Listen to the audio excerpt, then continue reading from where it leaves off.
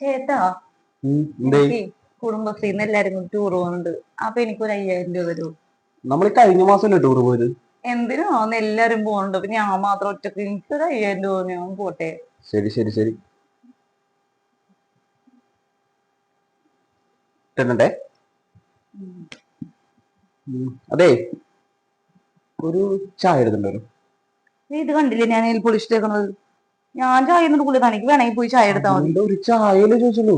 അല്ലെങ്കിൽ ഞാൻ എവിടെയെങ്കിലും ഇരിക്കണുണ്ട് ഞാൻ അപ്പൊ തന്നെ ചായ ചായ പറയും. ഞാനൊന്നും പോണില്ല. ഞാൻ കണ്ടില്ലേ ടൂർ പോകാൻ വേണ്ടി നെയിൽ പോളിഷൊക്കെ ഇട്ടിരിക്കണ, ഞാൻ പോണില്ല. തനിക്ക് വേണമെങ്കിൽ എടുത്ത് കുടിക്കാൻ പറ്റേ ചായ? ഞാൻ ഫോണം നോക്കി.